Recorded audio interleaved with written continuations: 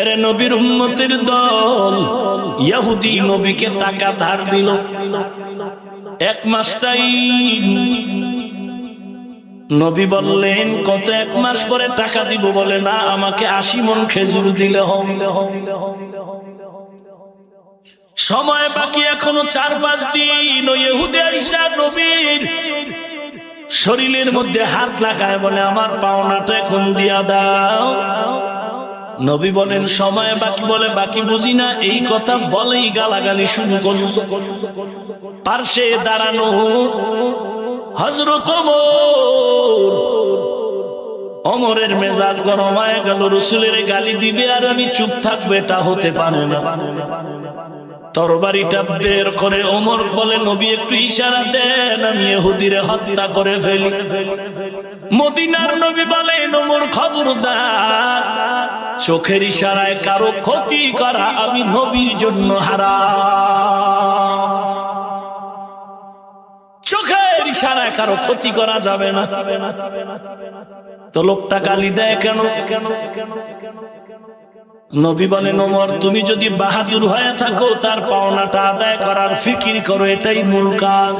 তার অধিকার আছে আমার কাছে চাওয়ার। ওমর বলে কিভাবে? বলে বাইতুল মালে যাও, বাইতুল মাল থেকে 80 মণ খেজুর দিয়ে দাও। ওমর বলে চল ইহুদি ভাই, মদিনার নবীর আদর্শের গোলাম আমরা, তোমার পাওনাটা দিয়ে দেই, চলো। ওমর চলছে। নবী আবার ডাকলেন, ওমর ইহুদির 80 মণ দেওয়ার পরে আলাদা 5 মণ খেজুর দিয়া দিবা আর বলবা নবীর পক্ষ থেকে হাদিয়া। ওমর বাইতুল মাল থেকে 80 মণ খেজুর দিয়ে আরো আলাদা 5 মণ দিয়া বলে নবীর পক্ষ থেকে আলাদা হাদিয়া। ইহুদি খেজুর নিয়ে বাড়ি যায় না, নবীর দরবারে হাজির। ডাক দিয়া বলে, ও পয়গম্বর, আমার পাওনা নেওয়ার তো কোনো টাইম লাগে না, লাগবে না। আমি ইচ্ছা করে আজকে আপনার সামনে আসলে, আমি বহু পরীক্ষা করেছি, সব পরীক্ষায় পাস করেছেন, একটা পরীক্ষা বাকি ছিল। কেমন আখলাক আর কেমন ধৈর্য আপনার আমি দেখলাম। আপনি পুরাপুরি পাস করেছেন, গালির জবাব দেন নাই। ওমর দিতে চাইছিল, তাও আপনি বারণ করেছেন। নবী আমারে মাফ করে দেন।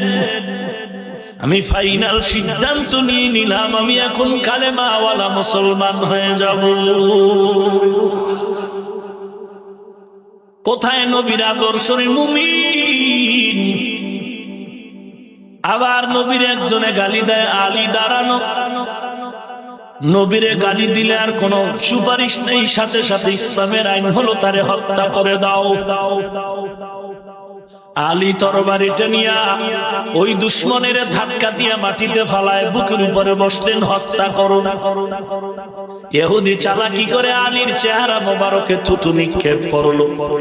হযরত আলী রাগ, তরবারিটি নিয়ে উঠে গেলেন আর হত্যা করলেন না। ইহুদি ডাক দিয়ে কয়, আলী তুমি আমাকে এখন বেশি করে মারবা। একদিকে তুমি তো নবীরে গালি দিলাম সেই রাগ, অপর দিকে তোমার চেহারায় থুতু নিক্ষেপ করেছি সেই রাগ। হযরত আলী বলেন, আমরা নফসের গোলাম না, আমরা আল্লাহর গোলাম। নবীর গালির বিচারে আমি তরবারি নিয়ে যখন উঠলাম, তখন আমার ভেতরে ছিল ইখলাস।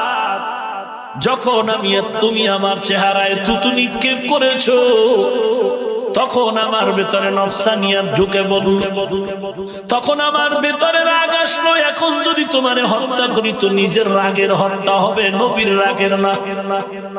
এটা তো আল্লাহর জন্য হবে না, এই ভয়ে আমি তোমাকে ছেড়ে দিলাম।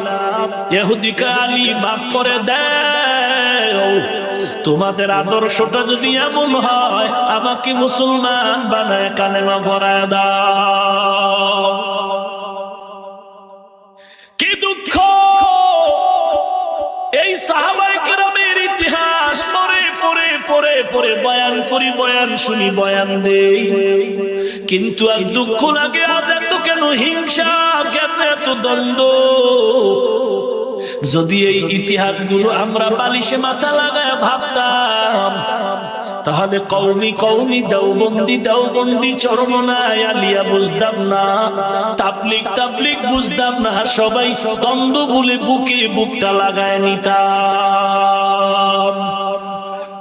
এখন তো সাপ পেজির লড়াই চলছে, সাপ পেজির লড়াই, স্বার্থে টানে কত বেয়াদব আলেমের গায়ে হাত তুলেছে।